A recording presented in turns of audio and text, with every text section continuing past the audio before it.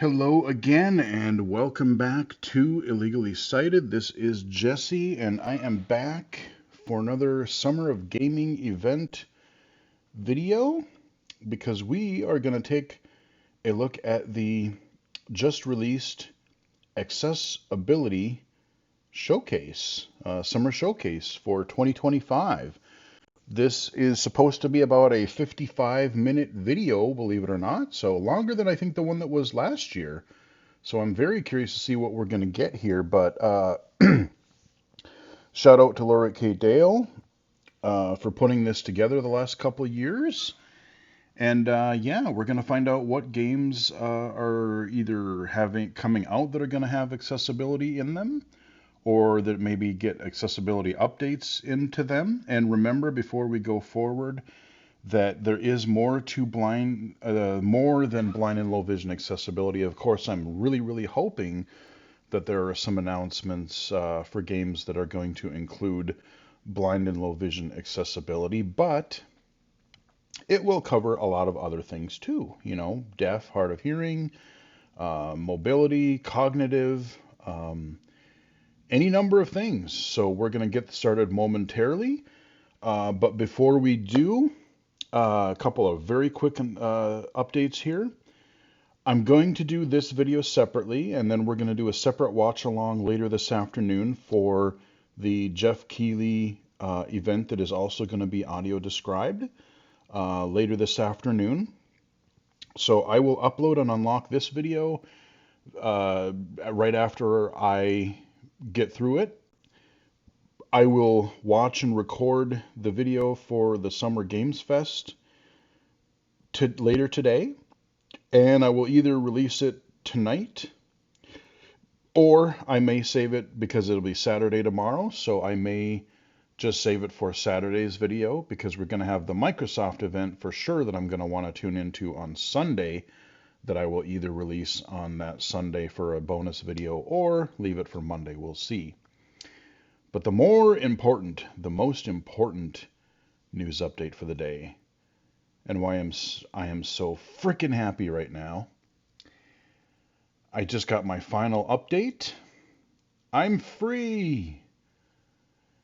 I did not get called back in for jury duty, so my service is complete. My life can go back to normal. I don't have to worry about my schedule being out of whack anymore. It's just work and games and life. So, jury duty done. Hell yeah. So happy about that.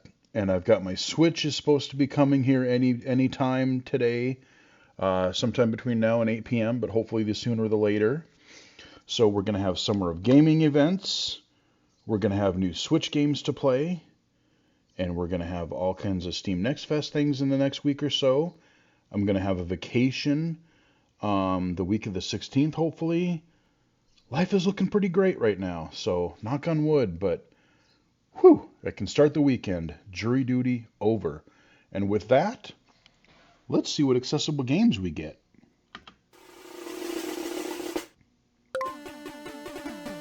Accessibility Summer Showcase. Sponsored by Many Cat Studios. Okay. Hello everyone, I'm Laura Kate Dale, better known online as Laura K. Buzz, and I'm here to welcome you to the Accessibility Summer Showcase 2025. Indeed. I'm a white woman with bright blue hair, shaved short on one side. I'm wearing glasses and a Pac-Man t-shirt. Nothing wrong with I know Pac-Man. you're here for the video game trailers, so I'll try to keep my introduction brief. Over the next 45 minutes or so, you're going to see a bunch of trailers for upcoming video games. Some of them are being made by disabled game developers, and all of them are being designed to be accessible to as wide a range of disabled players as possible. We can't promise that every video game in the showcase will be playable by every person tuning in, but our aim is to make sure that if a game seems exciting, you know upfront whether or not you're going to be able to play it. Our hope is that for most of you tuning in, there will be at least a handful of games shown in the showcase that will have the correct mix of accessibility settings and features that you need to be able to play the game upon release. I hope so. If you want to see most of today's games in one place, organised by accessibility support type, you can check out our Steam event page by going to bit.ly Summer Showcase 2025. Oh, cool. There's There a you'll Steam find demos for showcase. each Sweet. game, as well as being able to wishlist any that catch your eye. Okay. This year's I will showcase look at is that sponsored later. by Many Cat Studios, an innovative game development studio creating new solutions to barriers in gaming through recruitment or engaging with video games. Okay. The Access Ability Summer Showcase is available with American Sign Language, British Sign Language, and audio-described versions every year. Yay. And Many Cat Studios' support this summer was vital in helping us to produce these additional versions of the event. Yep, we got the Well, audio that's described enough from me. version live. Let's jump so. into the game trailers. The Hell yeah. Accessibility Summer Showcase logo transitions between trailers with the following sound effect. Welcome to Chromagun 2, a first-person puzzle shooter where color is the key to Ooh. solving intricate challenges. A white science fiction paint gun is worn over the player character's This forearm looks cool. and is used to shoot red, blue and yellow paint. This directs robots and helps navigate puzzle chamber traps, such as swinging hammers. Like Portal 2, but instead of portals you control droids, mechanical assistants that are drawn to walls of the same color. Need to guide a droid? Just paint the walls. Mix colors to open new paths, solve puzzles, and outsmart the game's Ooh, I can many see this clear getting really obstacles. complicated. But that's just the beginning. Okay. Because Chromagun 2 is all about color, we knew some players might face difficulties. Uh-huh. Using their gun, the player mixes paint colours on the wall. Those with colorblindness or vision impairments could struggle to differentiate between key elements of the game. That's why Right. we created the Colorblind mode, a revolutionary accessibility feature designed to make Chromagun 2 playable for as many players as possible. Chroma Gun. I will definitely add this one to my wish list. I'll probably suck at it, but it looks cool. In Colorblind mode, colors are represented by unique symbols. Blue is marked with a circle. Red, Okay. a vertical line. Yellow, a triangle. I like that. Especially for colors that might, like a blue and a purple that could, or a yellow and orange that could be Every close together. color-coded object in the game is assigned a clear, intuitive symbol. And with symbol tracking, players can easily follow color interactions in real time, making puzzles more accessible than ever before. Okay. The player mixes a red vertical line and blue circle to create a new symbol for purple, directing a purple robot. Ah, yep, okay. And what about mixed colors? We've got that covered. Just like in traditional color theory, combining blue and red creates purple. In colorblind mode, this means the blue circle and red line merge into a new recognizable symbol. A Oh, circle neat. with a stripe. Okay. I like how they combine the shapes that they're based off of. That makes a lot of sense. That's really cool. Okay, I'll definitely have to check out and cover this one. This system ensures that comes colorblind out. players can experience every puzzle, every challenge, and every moment of Chromagun 2 without compromise. A dramatic montage shows paint flying through tubes in a largely white facility, explosions, force fields, and, unexpectedly, a chicken. Yeah, this is one that looks cool, but I'm probably going to be terrible at, so we'll see. But I will give him Chromagun 2, credit. a first-person puzzler with colors, also accessible for people with colorblindness. Okay. Chroma Gun 2 Die Hard. Wishlist now on Steam or the Epic Games Store. Releasing 2025. Oh, there was a Chroma Gun 1. Okay, 2025. Okay, no Spray Paint actual... Simulator is a relaxing and satisfying game that allows you to express your creativity as you take items from drab to fab. The player I'm literally observes their playing this paintings right in a now. gallery. And You'll start I your am own going spray to do a painting video business, for it, meet record a with some video of this Splatterville's weekend. most eccentric clients, and fulfill their I requests. have a few thoughts. Oh, I was at that. A I'm in man that level right asks now, you the to spray museum. paint his giant robot. You'll manage your equipment and supplies, start each task by prepping your space, Yep, and I then did paint that to level. perfection. The player I did slowly that spray level. paints their kitchen cupboards light blue. After completing jobs, you Yep. can unlock free spray mode, allowing you to paint everything you can reach to your heart's content, alone or with a friend. Two players paint a suspension bridge red Kind of from another- a scaffold. Kind of The another team at chill North Star game like Video Power Games, Wash. in collaboration with Whitethorn Games, has worked hard to make sure that their game can be played by as many people as possible, and has implemented a number of features to increase accessibility. The Let's see player if there's paints any ones that I sections of missed. the giant robots blue. In Spray Paint Simulator, complete jobs at your own pace. There are no time penalties. And you Yep. can leave a job at any point and pick up right where you left off the next time you play. The Yeah, player that's returns nice. to a partially painted gallery space. Yep, that's the You level also I'm have probably the going to cover in option the of skipping video. the preparation phase, so you can jump that's where right I into am. painting. Use the task highlight feature to show areas you need to mask or paint. That is You super can edit the helpful. duration of the highlight so it stays visible longer, and you Yep. can change the highlight color so it will stand out no matter what color you're painting with. The suspension bridge is highlighted multiple Ooh, cycled haven't colors. gotten there yet. There are a variety of options to fine-tune how you play, making sure that your spray tool is perfectly suited to your preferences. The player spray paints their ceiling pink. Toggle between tap and hold inputs, adjust the size of controller dead zones, and separately adjust the sensitivity of camera movements while walking and spraying. You can also use aim mode to keep the camera still while you move the spray tool. Oh allowing you yeah, to paint I haven't really details done with that ease. yet. The player sprays a smiley face. They had that in the Power For Wash better visual Simulator too. They added accessibility, that eventually. you can customize the amount of camera smoothing, increase reticle size, That I like. and set I the did field of change view that. between 40 and 90 degrees. There are also separate audio channels for ambient sound effects, spraying sound effects, and music, Yep. I turn it off because then I can listen to audiobooks and spray as paint well at as the a same choice time. of stereo or mono audio. Yep, I'll be covering this one shortly on the As channel always, because you can get the full details I'm about gonna the record a video accessibility this features weekend. available in this and any of our titles by visiting whitethorngames.com and clicking on the accessibility section. Or visiting whitethorngames.com/accessibility. We hope So you'll f- enjoy playing Spray Paint Simulator, available now on Steam, Xbox Series X, Xbox Series S, Xbox One, Xbox Game Pass, and PlayStation 5 and 4, wow, and will be okay. available on Nintendo Switch on June 19th.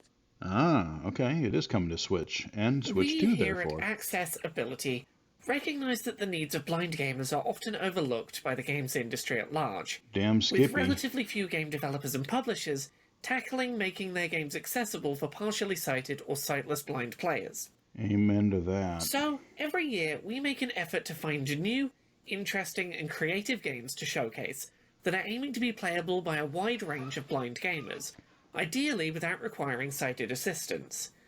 This year, as part of our push to showcase more blind accessible games, we paid attention to the Games for Blind Gamers Game Jam, an event in its 4th year trying to encourage creative game design exploration. Oh, I focused wanted on to check blind those player out, but never got a accessibility. chance. That said, I'm not blind myself, so I'm going to hand this over to someone who was involved in this year's event, so they can tell you about the games that won and some interesting projects that you might want to keep an eye on. Hello there, this is Piotr. I was one of the judges for the Games for Blind Gamers 4 Jam. Being a part of this event, both as a judge and also just a gamer participating and trying out all the games, was honestly really amazing. Because the Game Jam itself is not new, we've had a couple before, but I think this year was really unique in terms of quality and the kinds of games we had before. Because what often people gravitate toward when they think of a game accessible to blind gamers is usually really simple concepts, like a simple maze where you're trying to find your way out, or like a silent type game where you have to repeat sounds based on by pressing buttons, for example. Yes. Well, this year we got a lot of unique games that I think set the bar much higher and showed that blind people can play much more complex games even. And the winner That's that we great to picked hear. was one of just many amazing examples. Actually, picking a winner this year was incredibly difficult. And the game that ended up ultimately winning, called Unseen Awakening, was really cool because it kind of subverted the blind protagonist trope, which is also something that was really popular, where some blind person saves the day by swinging a sword around, for example. Well, in this game, you are a blind person saving the world, but you're not the main hero. You're just part of a group of heroes, and actually, you're not the one attacking. You're doing the healing for the party, and also occasionally stunning the enemies or keeping them at bay. And that game was amazing, both in terms of the voice acting, the music, the sound effects, and the idea, which even though was kind of simple, just was, I think, just really interesting. And that's really scratching the surface. We had a very hard time picking our winner. Perfect enemy to test your abilities. Keep using your spells on me, though. Canetto! Press space to start the battle. Okay, a little audio demo My here. sword has been feeling a little parched. Canetto! Now my blade will blur in the wind. I like the music. Now my blade will blur in the wind. On cooldown. That's kind of neat, though. We They're had taking some the other twist really of you being the amazing games. healer. We had a trading simulator where you're on a boat that where you can also do tricks and ride the waves while you're moving from port to port with some complex navigation added in. We had a very fun, cozy game called Barista where you are running a coffee shop and you need to serve customers some different beverages. And the customers are just very entertaining, and the game itself has a very cozy and chill vibe with some amazing voice acting. Intuitive much? Try making a single shot espresso. Gotcha! You're not holding a cup. Works every that's time. a little... One double espresso in a small cup and one long espresso in a medium cup. Okay. And then we had even more complex games, like for example, Necromancer Nonsense, which is a full-on RTS. And these kinds of games show that blind people can play even much more involved games, assuming that you have, text-to-speech and maybe some additional keyboard shortcuts, so you can, for example, look around a map in an RTS and see what's going on, and some additional audio cues. But even the simpler ideas that we had were done in a really interesting way. We also had games that were not only accessible to blind gamers, but also people with other disabilities. For example, we had a zombie survival game controlled with just one button that also had amazing audio. We had roguelikes, we had some more traditional maze games as well. But it like really a zombie showed game. how creative you can get, and some of the games you can have that are both blind accessible but also really fun. Something else that came out of this jam is an amazing community. Both of developers who have taken their knowledge and took it to their future projects, gaming or otherwise. An amazing community of I'm trying to remember what this gamers game and is here. developers, as I've well as covered some it on the really channel, I'm helpful pretty resources sure. that people have come up with on the way. So if you are a developer thinking of making your game blind friendly, it can be done, and there are a lot of us who are very hungry for more games, even if they're more complex ones. We definitely need more very complex games in our community, and I think this Jamboree also showed that it can be done. Yeah, I All meant of the to Jam look at developers these. have also come up with some really awesome resources. There is a wiki and a Discord community with some very awesome people on it. And if you would like to try making a blind-friendly game, then please join any future jams, because there will be more. We are planning more events like this. And even outside of that, if you want to add some blindness accessibility features to your game, please do. There are many people out there who will be willing to test the game for you, provide feedback, and obviously when the game actually comes out, play and enjoy it.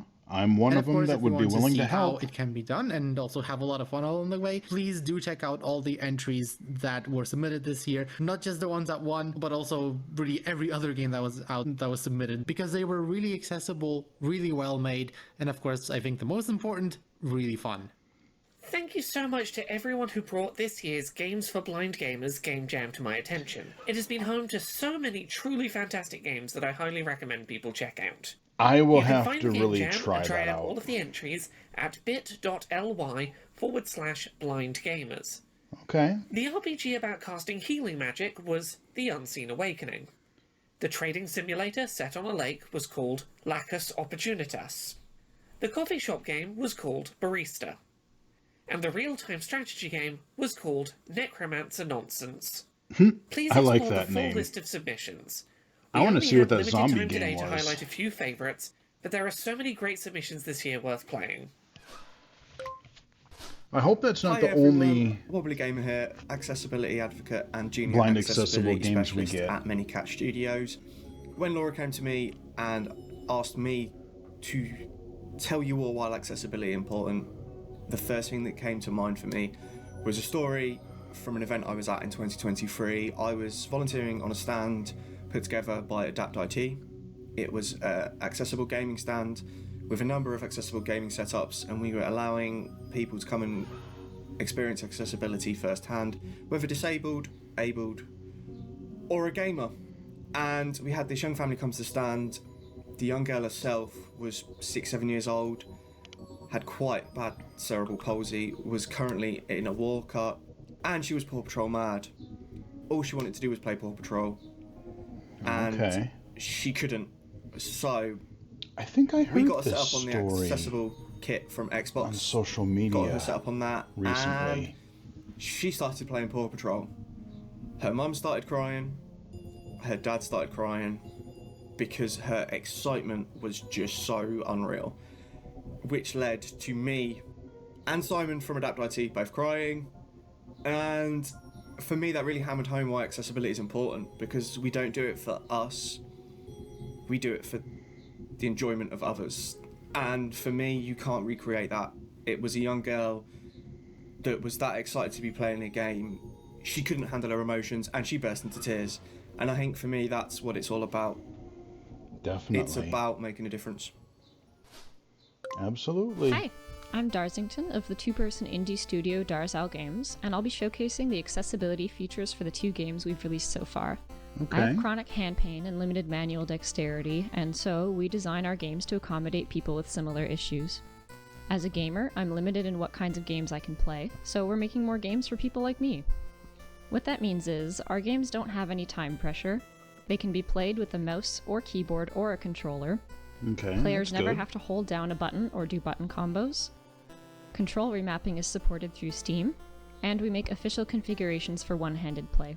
In our first game, Quest Giver, you play as an NPC giving out quests to heroes, but your manager is looking for any Clear excuse to fire text. you, and the local heroes Good have little patience contrast. for a mere NPC. It's sort of a management visual novel. In each scenario, you choose appropriate quests for the heroes in your roster to help them to level up, as well as navigate dialogue choices to try to get one of the good endings. Quest Giver is a text-heavy game, so for ease of reading we've included 2 font options, a retro pixel font or an easier-to-read sans serif curvy font, and also the ability to show dialogue text instantly instead of spooling it out and thus reducing motion. This puts the begs emphasis for on the screen game's story reader rather than the support. mechanics, so you can focus on getting fired or assassinated, destroying the entire world, falling in love, joining a cult, starting a mutiny, getting seduced by a demon, and more. Okay. Kind of Player sounds sorts paperwork interesting. on their desk before greeting a villager who has come to negotiate a contract.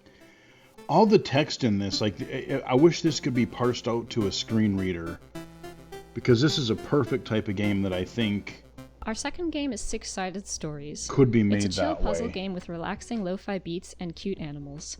Six Sided Stories is like a jigsaw puzzle, but instead of placing each piece, you flip and color them correctly. Each puzzle image leads into the next one, following the adventures of a calico cat who meets new friends. As you move forward in the story, the puzzles get trickier, with more pieces and finer details. In terms of accessibility, in Six Sided Stories, the relevant features are baked into the game design itself. Since it's like a jigsaw puzzle, you can play at the pace you want and there's no fail state. A lot of There's really no text bright at all in the colors. game, greatly increasing accessibility.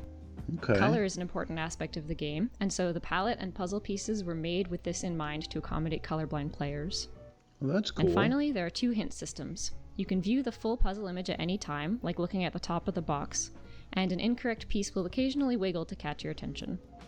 Six Sided Stories is designed to be accommodating to players who just want to relax and work through some cute puzzles. That's The player flips and rotates hexagons to create an image of a snowman on a winter day next to a Christmas tree.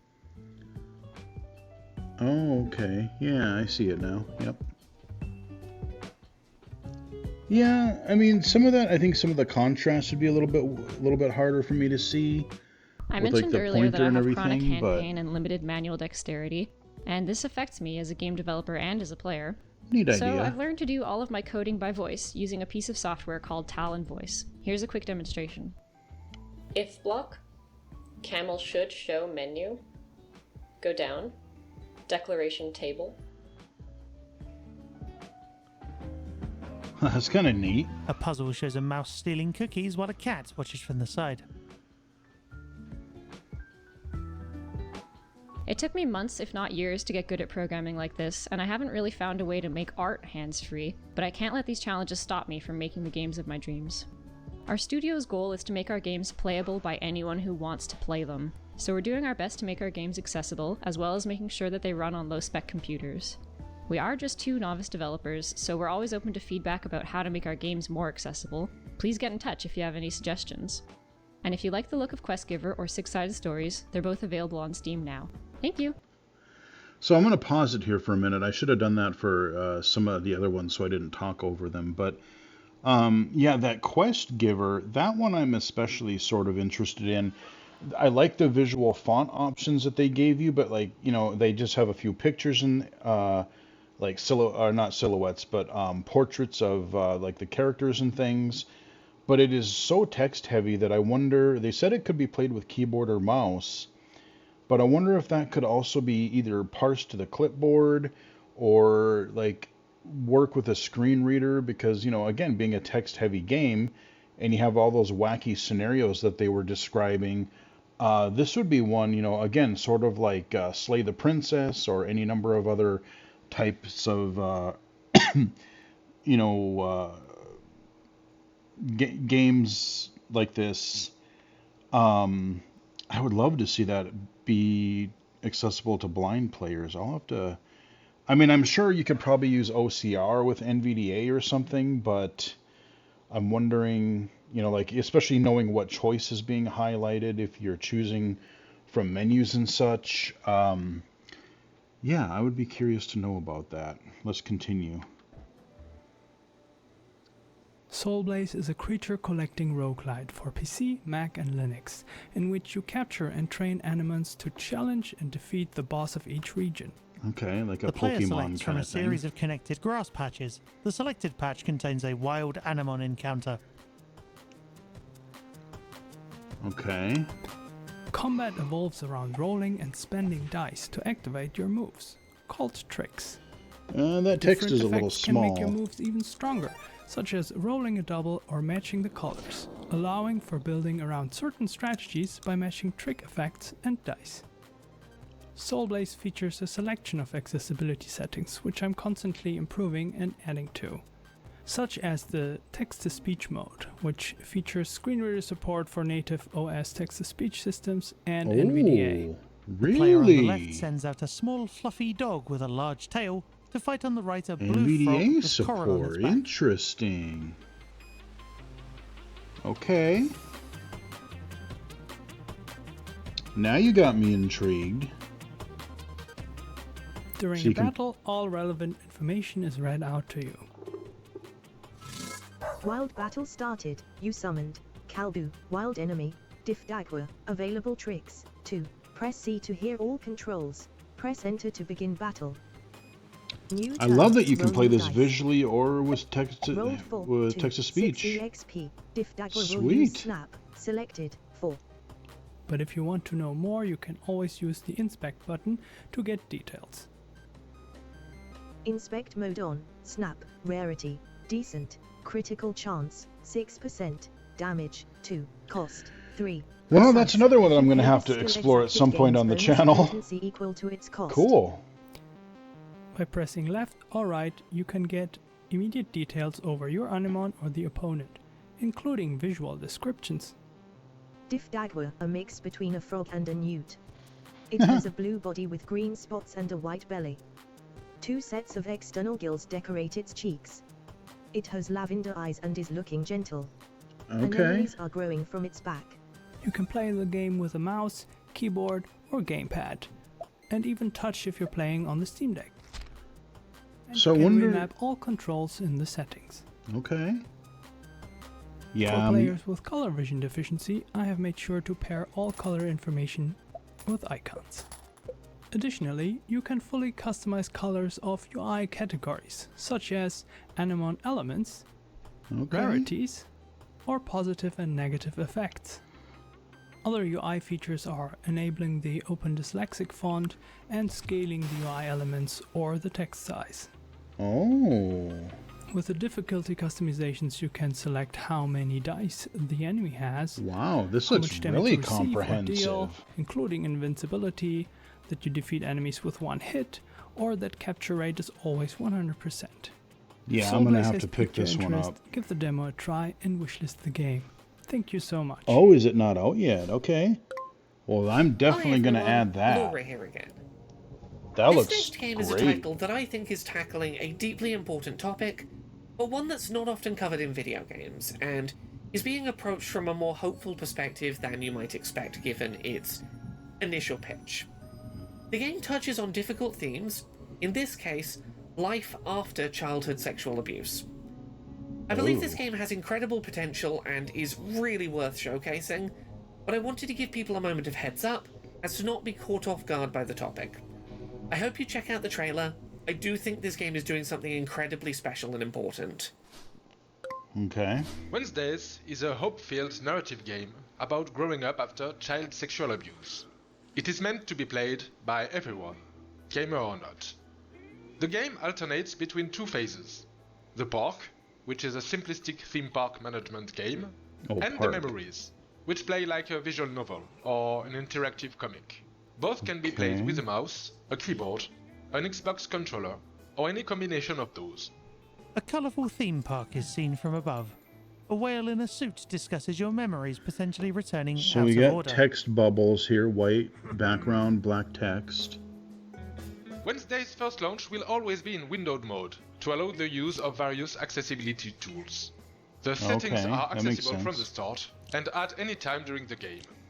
Wednesdays being a narrative game, a lot of care has been put into the accessibility of text. Players can advance in the story manually by clicking or pressing a button, or they can choose to have the text scrolling automatically with 3 different speeds available.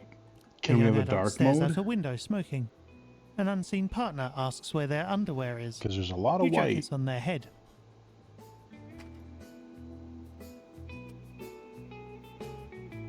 Okay, little dialogue box choices. The Park and the Memories use different fonts, but each of them can be replaced by a highly legible alternative font. 5 font sizes are available, from very small to very big. A young child seeks permission from a male Okay, that adult is to pretty go into big, town okay. by themselves. Yeah, that's definitely a lot more readable. I would love to have like an inverted dark theme for the bubbles. White text and black If you skip a line bubbles, by or dark mistake or gray. want to refresh your memory, all the previously played dialogues are available in the diary. The text is Okay. always highly contrasted, and all the color palettes were chosen with different degrees of colorblindness in mind. No essential information is ever transmitted by color. Characters in a smartphone photo speak. One has a square where their head should be. I wonder if any of this will be like In the Park, narrated. the cursor movement speed can be adjusted. The drag and drop can be deactivated, as well as the animations, if they turn out to be annoying or distracting. The music and ambient sound volume, as well as the sound effect volume, can be adjusted independently. The game contains no 3D audio effect, and all important sound effects are dubbed with a visual onomatopoeia. Each time the player hits a crate, the word clank appears on screen. Okay, like a comic book kind of. Okay, that's neat. Alright, cool. Wednesdays requires no precision, nor speed, nor complex sequence of actions. It contains no flashing lights, no haptic feedbacks, and never requires to hold down a button. The game is available on Steam, but also on itch.io for those who don't want to create an account, nor learn how to use the complicated Steam client. Okay, so I don't know. I mean, the text size thing is really good. Heartspell, Horizon Academy, the upcoming puzzle-based dating sim with heartwarming stories and 11 lovable characters. Match 3 game. Accessibility is at the core of Heartspell and guides its writing and design. A person with horns has an arm appearing to Pieces be are a turning into little giant small, plant. Worsening condition. Cantrips cost 2 extra to cast. I like the The different branching shapes narrative though. gives players choices at every turn, with romantic and friendship paths for every character. You want something from me? Tell me what it is. Oh, it's voice The acted. puzzles are challenging, but have no time pressure, and at any time, players can adjust the difficulty or remove the puzzles entirely. The player has a choice Oh, the of puzzles pronouns, is the part that I including want. neo-pronouns. You can offer to kiss a feminine demon. Because I like the match 3 stuff. That's like, I don't care about the romance To make the story stuff. as accessible as possible, Heartspell offers dyslexia-friendly fonts and an option to increase font sizes. All 280,000 words of Heartspell's story are voiced by our cast of talented actors. Calm down. I know what a date is. I'm probably awesome at dates. How hard can it be? Oh, babe, there are plenty of fish in the sea, and no reason not to date all of them. During match 3 gameplay, a person in a red jacket with long, dark, curly hair stands nearby. Yeah, I'm more interested in Heartspell also has more specific I like options, match 3 puzzle Arachnophobia games. mode. And the team is always taking community suggestions for ways to make the game even more inviting. Wow, you're amazing! Tasty! Yes. Yeah! Heartspell has a free demo with over 90 minutes of content to introduce its wondrous world and Okay. memorable characters. I hope I'll see you there. Might check that out just to see what it's like. I mean, I'm not Gales super of into Nayeli, romance, but I like a puzzles, so we narrative-driven might check it strategy out. RPG from Blind Coco Studios. As a colorblind developer, we believe that strategic depth shouldn't come at the cost of accessibility. As a result, Gales of Nayeli has been built from the ground up with lack of color vision in mind, and is jam-packed with other accessibility features and gameplay modifiers to help tailor the game to your needs. Okay. A top-down grid-based strategy RPG map is shown. Oh, the map dear is full of Lord. mushrooms and large insects. Battles zoom into a side-on, more detailed perspective art style. I don't know how blind-friendly this would be, or even low For vision. instance, Like, there are options to receive more strategic advice from Daisy, the helpful fairy, or to I'm make not good at these faction types of indicators games. more visible to differentiate your friends from enemies in the heat of battle. I like effect the- hits can also be toned down to reduce eye strain during battle animations. I And like the controls can dark be remapped background. to make the game fully playable with only a mouse, a keyboard, or controller if needed. Two large armies are shown battling in a desert town. A spellcaster casts lightning against a harpy. I love the dark theme for the menus and text dialogues. More games need that.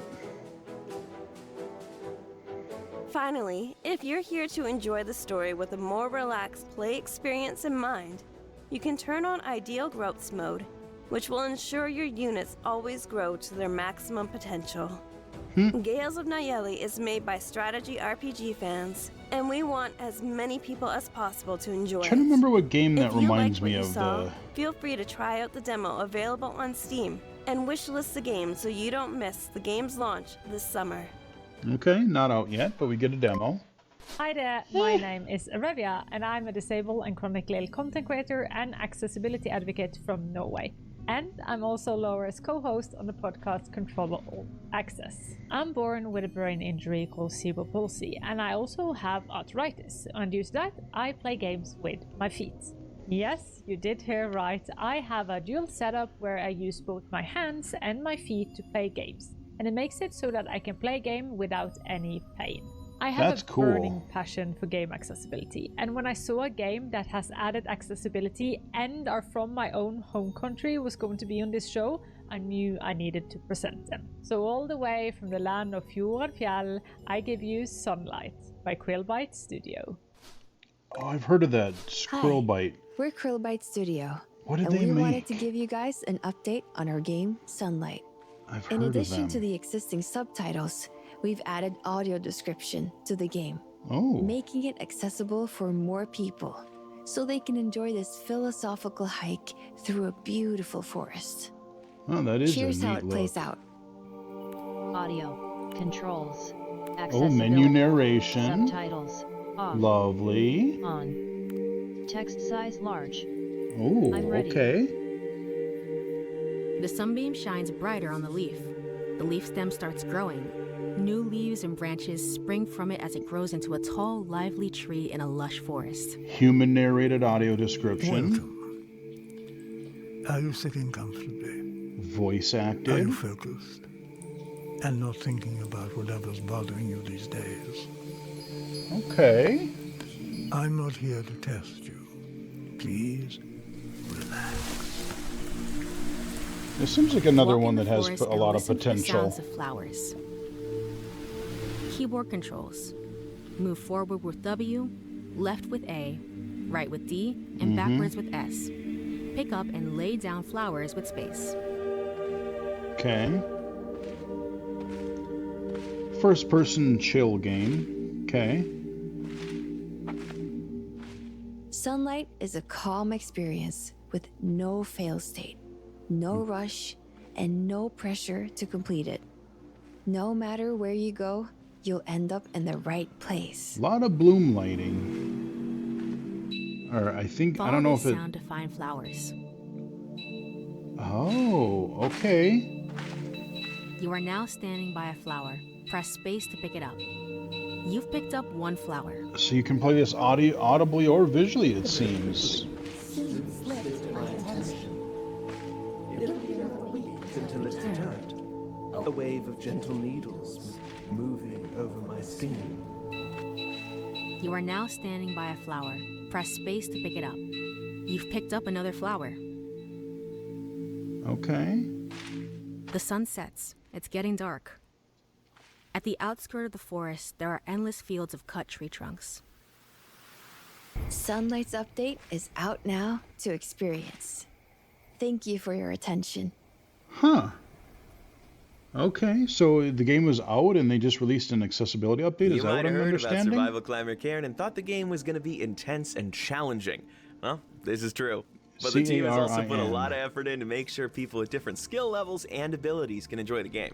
Here's what we've been working on. Karen is a climbing and alpinism game where you choose your own path and your own difficulty as you overcome a mountain. I'm trying to remember. You need to balance your stamina and your position on the rock face to climb higher. There are no predetermined routes up the mountain, meaning you can choose the one that is right for you. Just be sure to take care of yourself with food and water so the mountain doesn't claim another victim.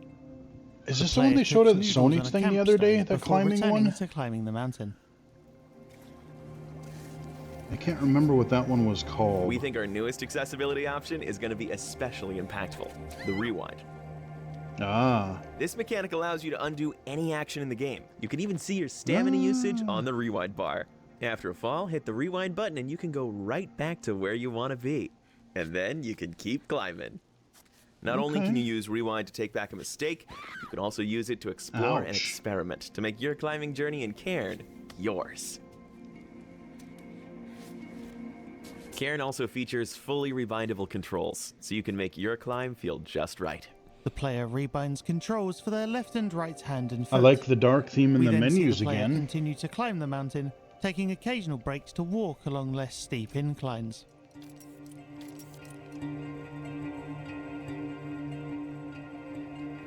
Okay. And many of the difficulty and accessibility settings can be customized in the options. You can enable limb highlighting, or you can even disable quick reaction minigames like the Piton drill. Hold speed back is also available, so you always know when you have a good grip. And of course, we have 3 difficulty options, so you can pick the challenge that's right for you. You can play the demo right now on Steam and PlayStation 5. Okay, I'm trying to remember what that one was at the other. Flotilla is a steampunk bullet hell game where you fight your way through waves of enemies like what was this Flotilla. Let me back up. Airship's Lost Flotilla is a steampunk bullet hell game where you fight your way through waves of enemies like robot wasps, cultists, and dragons. I've taken care to make the game as accessible as possible in a variety of ways. The game is equally playable with keyboard, mouse, and controller. Almost looks like a ship, dual stick shooter. Skybase is unlocked. An aircraft with large spinning rotor blades melee damages incoming squid-style enemy ships. Another ship fires rockets at enemy vessels. That's a neat look. I mean, it's kind of not what With I the was keyboard, expecting. You but... can switch between tank controls and directional controls for most ships. And of course, the controls are remappable. If you prefer to play with the mouse, activate Ship Follows Cursor. Finally, you can use either stick or the D-pad on your controller to control the ship. Different shapes and sizes of airship fire missiles at incoming enemy ships. looks kinda some fun, of which actually. appear inspired by insects, dragons, or other animals.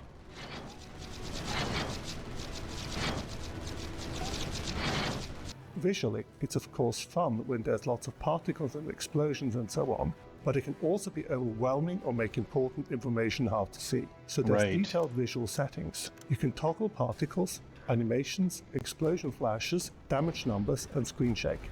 You can adjust the visibility of the background to be muted or pure dark gray. Oh, nice! And there's a color highlighting mode, which turns enemies and I enemy love that shots you can mute the bright red background. and pickups either blue or green, Or darken while it. muting all other colors. Okay, this just went way up on An my airship wish is list shown with a now. circular saw weapon. Because I was like, selects their next mission from a branching path. the light theme, I'm like, this is okay, but it would be cool with a darker background, and then boom. Finally, there are 2 gameplay options worth mentioning. You can turn off permadeath, and you can freely adjust the game's speed. I hope that with these options, you can customize the game for your maximum enjoyment. Okay, so probably Check out not the game on blind Steam, playable. And if you have any suggestions for my accessibility controls, let me know. But Airships, Lost Flotilla, out now. so yeah, I think that's going to be an interesting low vision one to look at. Like I said, the ability to dim and darken the backgrounds, that is huge. Hi everyone, my name is Danny Brennan, also known as Dannyline online. My pronouns are they them, and I'm a white person lying in bed, wearing a purple top, hat and glasses, surrounded by penguins. Being chronically ill isn't fun, but when I'm well enough, gaming is the best distraction from symptoms such as pain, and it gives me something to talk about with others, making me less isolated despite living mostly in bed. My hands don't always work all that well, so being able to use different control schemes is really important. On bad hand days, the only way I can play games is with a touchscreen, which is why I'm thrilled to be able to introduce this next game, which amongst other accessibility options supports touch input, as well as keyboard, mouse and controllers. Okay. Rollick and Roll is a casual puzzle experience inspired by classic Marble Run playsets. By controlling the level itself, you'll help to guide colourful toy vehicles to their goal. Oh, these are like the ones where you tilt. Or maneuver a set of corresponding obstacles. These obstacles are distinguished by their contrasting colours and unique shapes. Vehicles move around a plastic I playset, actually like pressing these little buttons, raise marble and lower rolling bridges, games. rotate paths, and operate lifts. I remember covering a few different things like this in VR. If your vehicle falls off the track, a countdown will alert you to an automatic restart. As you complete each challenge, you'll be rewarded with new vehicles as well as the opportunity to compete at a harder difficulty. More Okay. vehicles means more mayhem. However, there are always opportunities to pause and plan your next move. The game's fixed viewpoint maximizes comfort for all players, and the flipbook interface helps to maintain visual continuity. Different levels have narrative themes such as a rescue mission or racing championship with different vehicles to move. Seems interesting. Convenient audio-visual cues ensure that literacy is not a requirement to play, although you'll find support for over a dozen languages. Okay. Players can rebind keyboard commands to their satisfaction, or choose to operate a gamepad with a single hand. Colour configuration is also available for players to set their own palette. The racing championship level's colours are customised. Rollick and Roll is still under development, but please try out the demo on Steam and tell your friends. In Trash Goblin, you play as a cute little goblin running a cute little shop. You dig the dirt off trinkets. Alexa, stop. I don't know why that was going that way. I believe I just picked this one up on sale and I have not gotten around to playing it yet, so I'm very curious to see what accessibility they've improved. This seems like another relaxing, chill game like Power Wash or Spray Paint Simulator, so let's let them explain it here. Clean them up, and then sell them to customers. The player is shown cleaning, polishing and repairing a lamp reminiscent of stories about magical genies. Maybe you upcycle them, maybe you make a tidy profit, maybe you invest that gold into your shop, customizing it, expanding it, and trying out new and better tools. And we, Okay. the goblins developing it, have been trying out new and better ways to ensure that as many of you as possible can enjoy it. For example, during cleaning play, we've added a dirt highlighter, which helps you find that last little bit of grime. okay. And we chose to colour it blue to accommodate as much of the range of colour vision deficiency as possible. I would say you could Now we change it. highlight a trinket's edge when the sponge is hovering over it, for extra confidence. The player can navigate their shop with the arrow keys, whilst controlling camera movement speed, and being able to toggle the camera edge movement on or off. Okay. You can now also rotate trinkets with the WASD keys, whilst choosing the Ah. object rotation speed that suits you best. A series of cubes is rotated, looking for pieces to chisel away. A human, dressed in only a barrel, comes looking for an esoteric ring. Those text dialogues are a little small. We added a quest tracker to ensure you always know what to do to meet your customers' needs, even after a break from the game. It allows you to find what you need with a simple click of an icon. Plus, it enables you to recall important customers, so you can take your time. And there's the Trinkepedia, handily tracking every trinket you've found, cleaned, upcycled, and sold. Of course, that's on top of everything we showed in last year's accessibility video. There are intentionally no fail states, time pressures, or skill gates. In response to player feedback, we allow players to choose several control modes for cleaning and chipping. All core interactions are achievable. I would love to see some UI and text can be used for scale navigation options as well. here. We chose a sans serif font, and we allow you to control the size and speed it displays at. In fact, we recently got nominated for our work on this, which is of course very rewarding, but we're excited to work with our community to learn and to implement even more accessibility features into the game. Trash Goblin is out now on Steam. Okay, well, I will be taking a look at this at some point, so I'm curious to see what their This text... fast-paced first-person retro shooter is Ooh. Blow Up: Avenge Humanity, a game developed by Half Sunk Games. In Blow Up, Earth has been destroyed by an alien race, and it's your mission to make them pay for what they've done. Now you're speaking my The player wields a language. circular saw-arm and rapid-fire gun, firing its neon-coloured enemies in mechanical environments. First-person shooter, here we go. To do that, you'll need all the help you can get, like accessibility options. The team Okay. at Half Sunk Games provides a series of accessibility features so that everyone may be able to play and enjoy the game. Okay. The game's visuals are desaturated and grey, with enemies highlighted in bright, bold colours. Yeah, that's nice. See these enemies? No? We'll increase the outline thickness and even change its color. Now you won't miss them. That's The cool. player falls down a mineshaft, crushing enemies underfoot as they land. It's got a really kind of neat retro, kind of a It chunky also art highlights style. important objects around the stage. Is it not enough? Turn on the desaturated background and highlight important options to help you see even clearer. Enemies are highlighted in bright colours, but so is an instruction board on a cave wall. Okay. Some nice low vision settings here. Blow Up also features full control support and customizable keybinds for mouse and keyboard I players. like the dark menus again. Above all else, this is an extremely frantic game, packed with lots of action and fast movements, which is why it also has accessibility options for UI and screen effects. Do you prefer a more immersive experience without that many things cluttering your screen? Try reducing the opacity of the HUD, or changing the crosshair.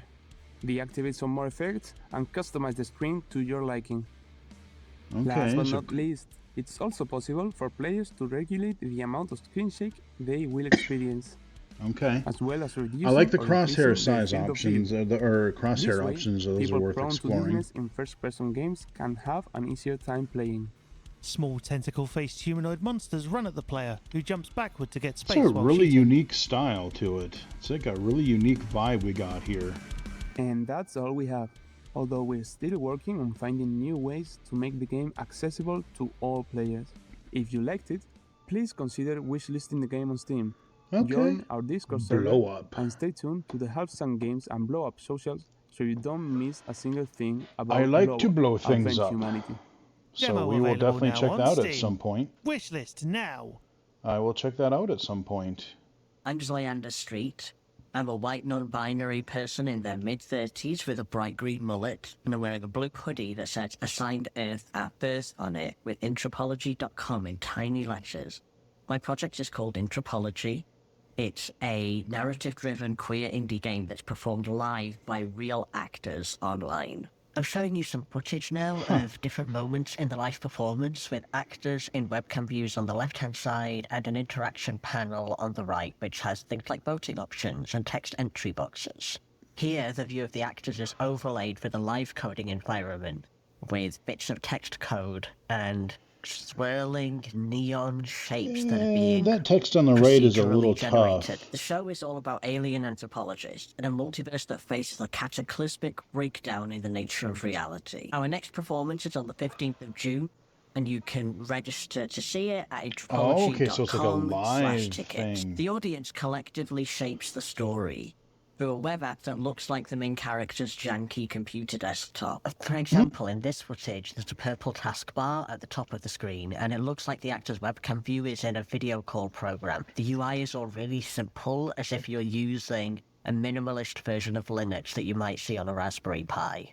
Our interaction mechanics are a bit like other fascinating type of video game games. design. The audience votes for what the main character will say and do. Sometimes they get to write things in that they will say in a stream of consciousness rant. Combining games and theatre in this way allows us to bring interactive theatre to people who experience barriers to in-person venues due to disability, chronic illness, or regional inequality. All of our shows have integrated captions, BSL interpretation, and keyboard-compatible interaction. How do I look? Oh god, my skin looks so pale in this black wig. Some audio description is integrated into the script, and we're working on expanding our audio description to include everything that's on screen in a way that reflects the different worlds that our characters inhabit. The interface you have accessed resembles a dressing table made of holly, inlaid with decorative veneers of ebony, purple heart, and sycamore. We've designed the experience to be compatible with many of the access accommodations people use for browsing the internet, such as screen readers. But this isn't fully tested, and audio from the screen reader might clash with audio from the performance. Right. There is also a potential photosensitivity risk in some aspects of our show. Anthropology aims to tell stories about how worlds become smaller and more fragmented, how we can reconnect, and how we can build better worlds together. If that sounds exciting to you, please register for our next performance on the 15th of June. You can register at anthropology.com/tickets. So, I don't know. I mean, the subject matter, I'm not so sure that I'm interested in as much, but like the idea of what they are trying to do is really fascinating to me.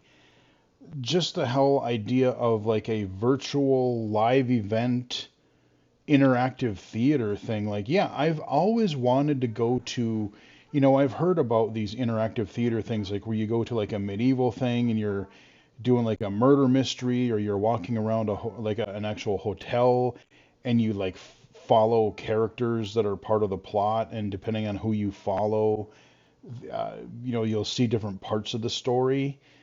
I love the idea of doing that virtually. You know, because you had games like 1 vs. 100 back on the Xbox 360 where you would tune into live trivia, but doing this some sort of like, I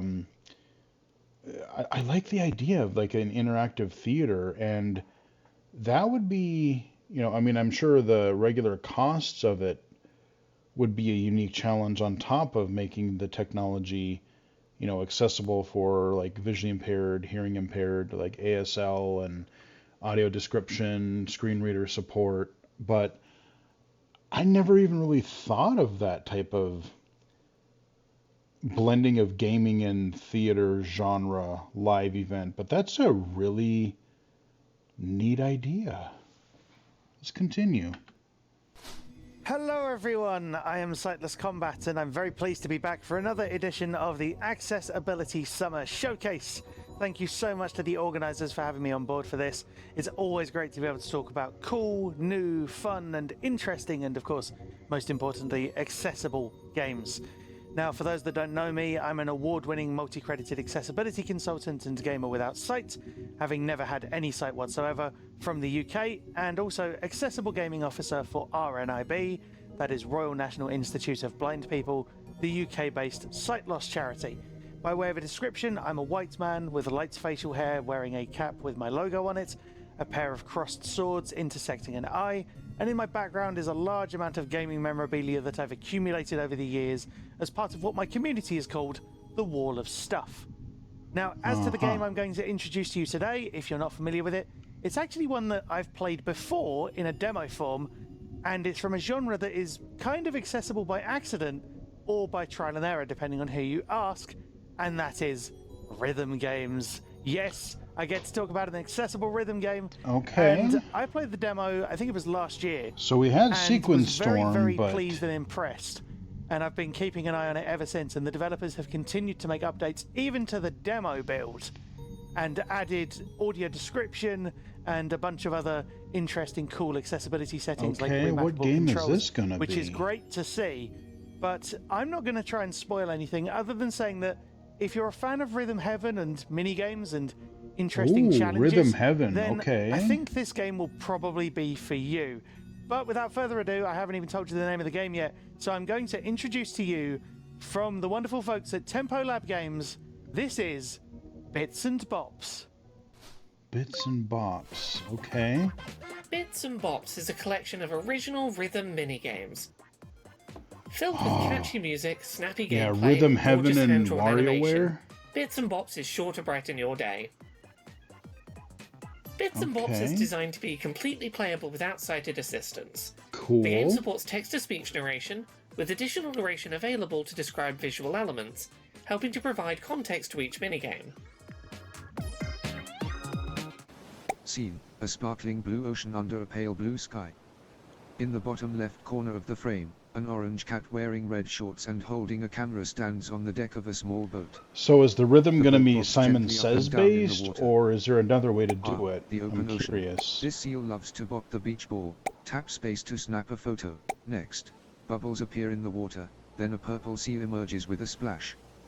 A multicolored beach ball descends from the top of the frame.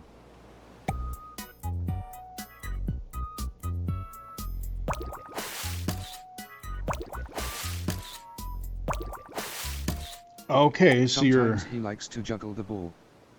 What a show off. When you hear the bell, get ready to snap 3 photos in a row.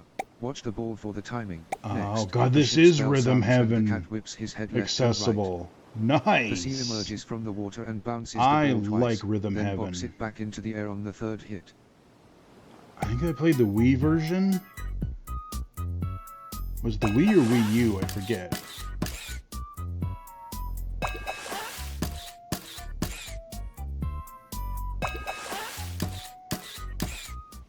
Great. Now get Okay. out there and snap some photos. Bits and Bops features more than 20 rhythm minigames, each with simple controls. Yeah, The in this game's case... catchy, upbeat original tunes are sure to have you bopping along, while beautiful hand-drawn 2D art helps bring everything to life.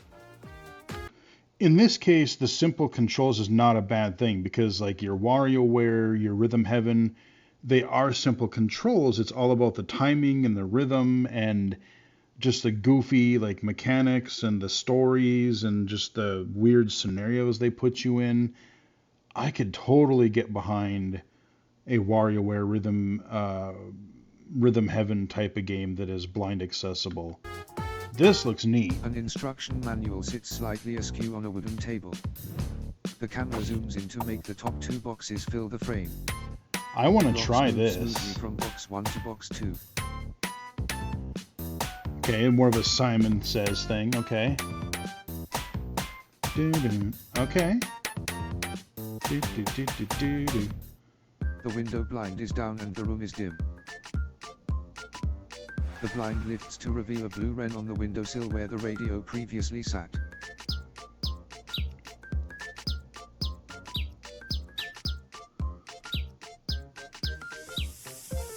The birds talk about their home lives. The wren raises a family and the canary eats chips. I like the cartoony art style. It fits it really good.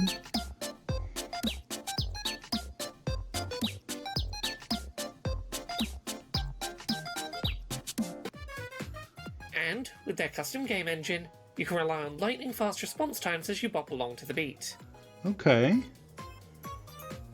Yeah, if there's a demo of this Bits out, and I will Bops, have to try Releasing this. soon. Okay.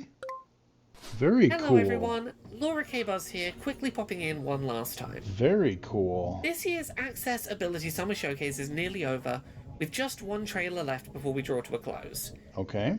I want to very quickly thank everyone whose work allowed this year's Access Ability Summer Showcase to take place. A huge thank you to my wife and editor Jane, who works incredibly hard to make sure this event every year is as polished as possible.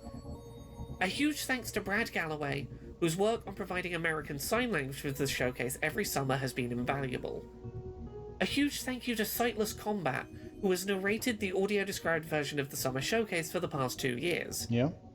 Thank you so much to every disabled gamer who took time to share their stories in this year's showcase, and every game developer who trusted me to showcase their games this year. And a massive thank you to Many Cat Studios, whose support sponsoring the show this year was instrumental in helping to ensure that our British Sign Language interpreted version of the showcase could go ahead with minimal stress.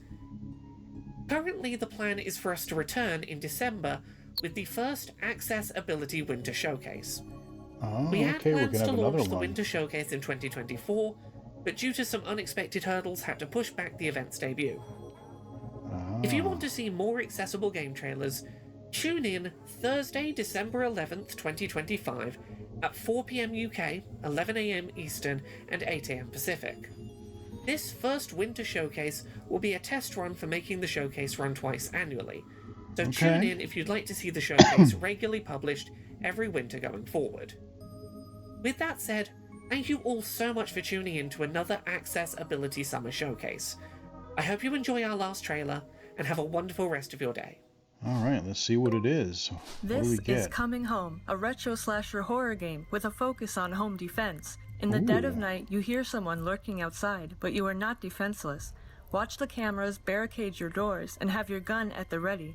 Our game is inspired by retro slasher classics, but our approach to accessibility is emphatically modern. In first person, the player loads bullets into a revolver. Is this like some weird Five Nights at Freddy's thing type of deal? The game supports directional closed captions. Not only are all sound effects accompanied by closed captioning, but the game can position captions where the sound came from. High contrast mode can render the Sundown Rippers and any interactable elements with brighter, more distinct colors to help distinguish them from the environment. I like that. Collectible documents have clean text transcripts to help with readability, as well as visual descriptions. The game also features screen reader support for these transcripts, as well as all UI elements. While the default control scheme uses a keyboard and mouse, you can play the game with only one or the other. Controller support is also implemented. Any mechanics requiring holding an input can be changed to a toggle. Coming Home is presented as an authentic 80s slasher film.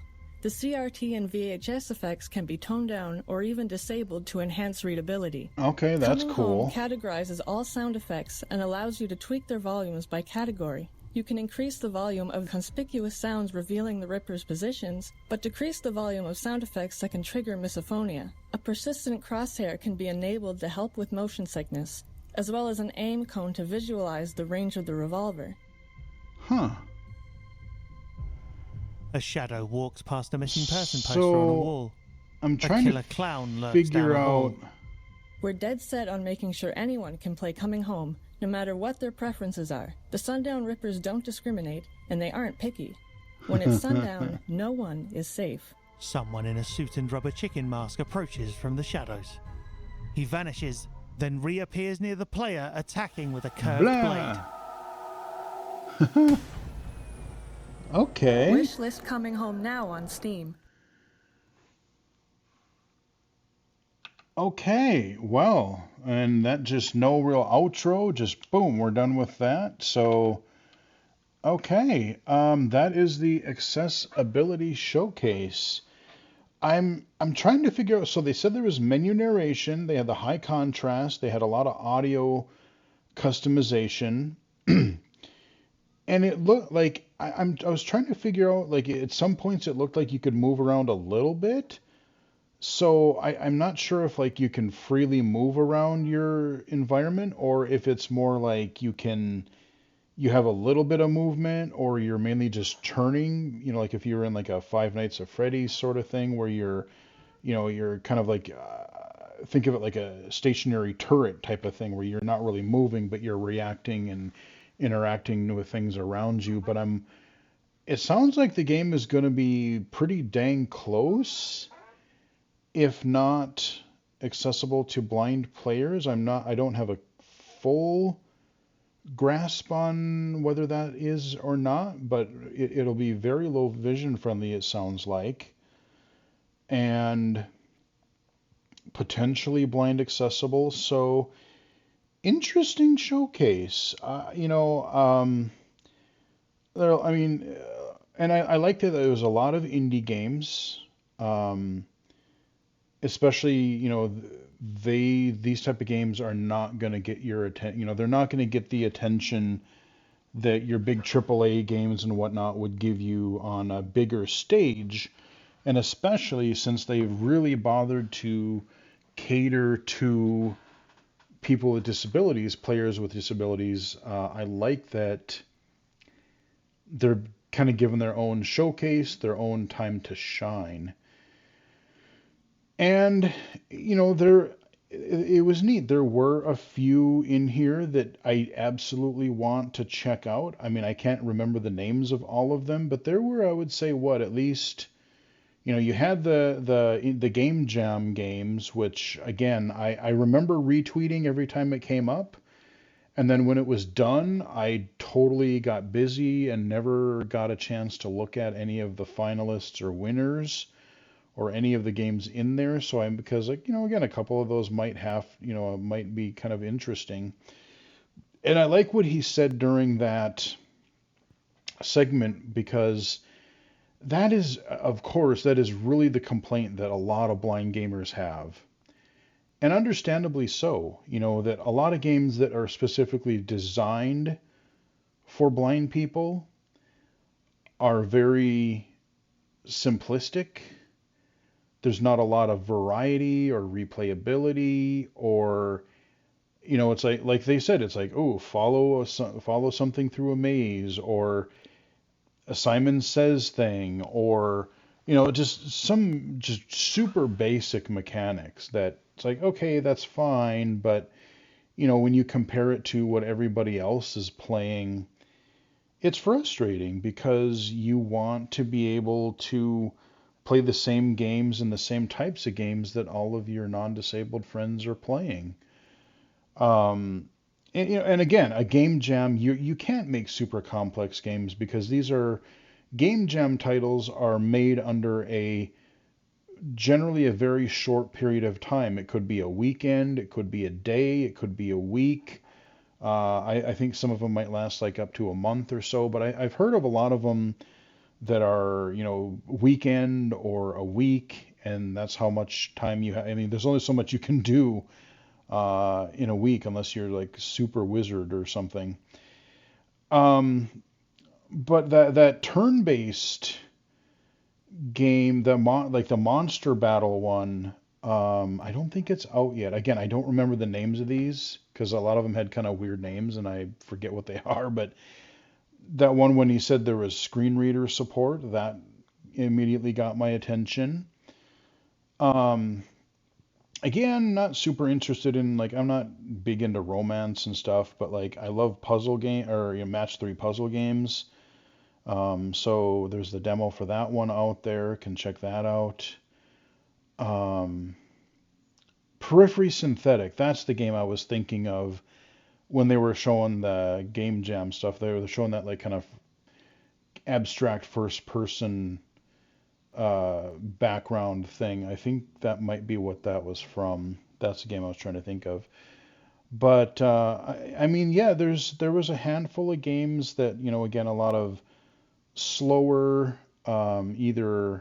that first person one where you were there was flowers, and I'm not quite sure what the objective is, or what the story and objective is for that one. But it looked like you were using audio cues, and they built audio description right into the gameplay, which is cool, because up to now we've had audio description for cutscenes, but not really during live gameplay, unless it's like a point and click, Stories of Blossom, where you're going into a scene, you get your audio description, and then you can point and click at whatever. But in a real-time movement game where you have audio description, that I'm very curious to see how that pans out. Again, that last game looked really interesting. That horror game we finished off with, the one we started with also, while not blind accessible, seems kind of interesting, low vision and colorblind wise. That sort of first-person puzzle game that looks neat, but looks like something that I could probably suck at. But yeah, so there were a handful of games that did seem to be blind playable. And here's the thing is I'm glad. I'm actually glad that there are games that I'm not necessarily all that interested in, like genre-wise or thematically.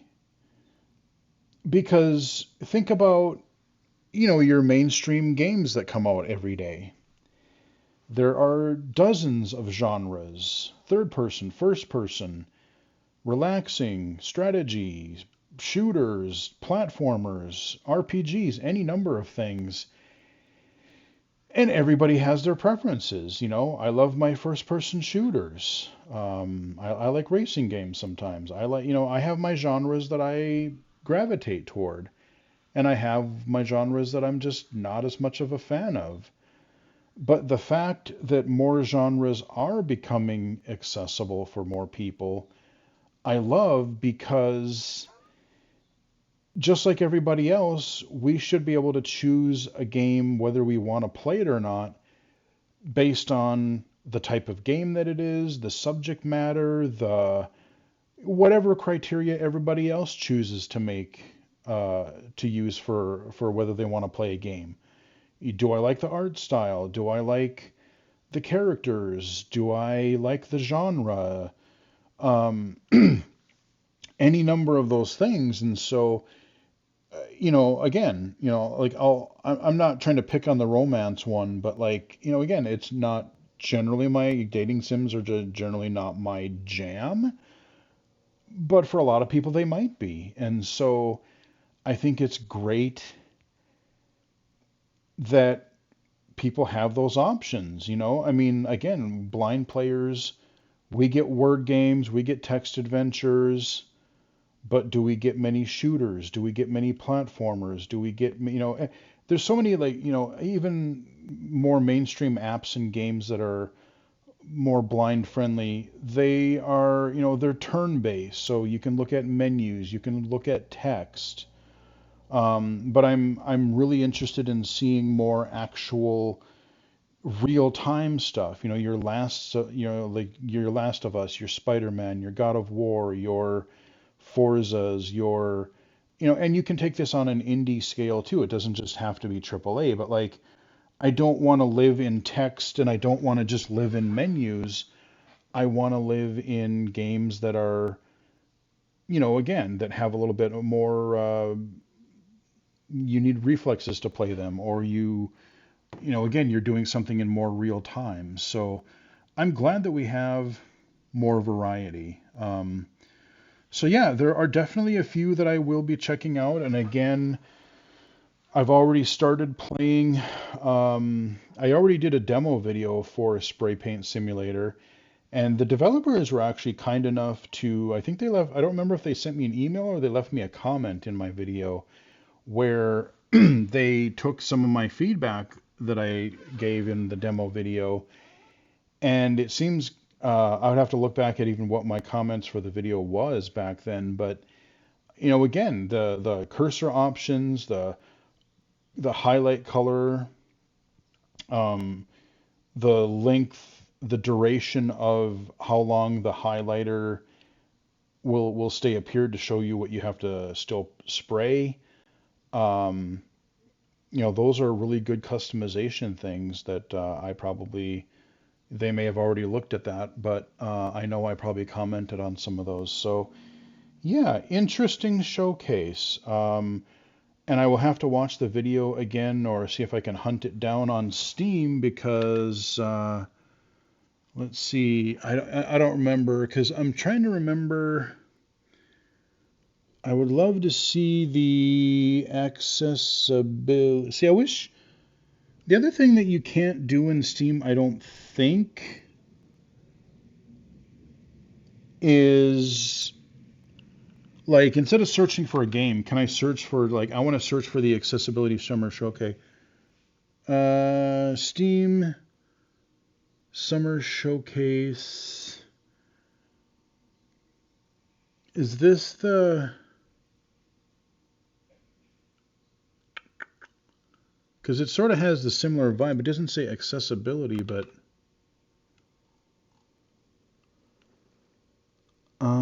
Oh, okay, here we go. So these are the different...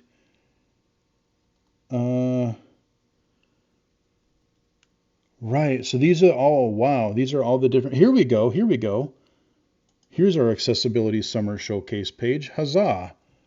So I am going to, off camera, I am going to wish list the hell out of some of these games and maybe download some of these demos. Because, yeah, we got... oh, yeah, and that Rhythm Heaven type of game, that looks cool.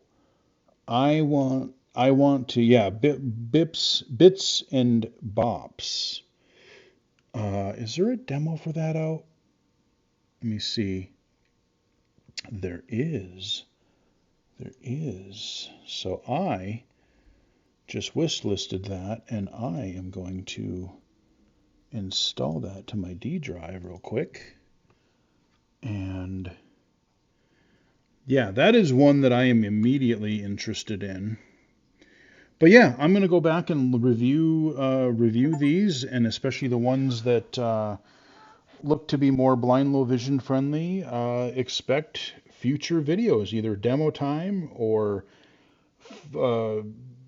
accessible or low vision spotlights for some of these games, because yeah, some of them looked kind of interesting. So hope you guys enjoyed the video for the Accessibility Summer Showcase 2025. My thoughts. Thanks to Laura Kate Dale and her team for putting these on. Good to see we're going to get fall showcases, winter showcases, I guess, going forward. And I'm so glad that I escaped further jury duty. I'm free. Whew. So yeah, I will be back for both the Jeff Keighley Summer Games Fest event and for sure the Xbox event, which I believe is on Sunday, I think around noonish, my time anyway. So again, I'm not going to stream them, but I will watch them live and kind of record my reaction and then just upload them right up to YouTube when I'm done. So yeah, I mean, look at, there's all these different, like if I go back here, we got all these different types. We got our Summer of Gaming. There's a PC Gamer Show. I mean, I saw some listing a couple days ago there was like women in games, and there's the IGN thing, IGN Live right there. There's like a PC gaming show. There's like women in games, black creators or something. Future Games show here I'm looking at. Yeah, there's our Xbox showcase, Steam Next Fest next week. Good God in heaven. I'm glad I'm going to be getting a week off or so in the next week or so. I got to work this next week, but I'm thinking about taking some time off, which is good because, crikey, I'm going to have lots of games to play and stuff to do. So hope you guys enjoyed the video. Give it a like if you did. You can follow me on Twitter at BGFH79, Blue Sky at Illegally Cited, illegally-cited.com, and right here on YouTube. Until next time, we'll chat with you guys later.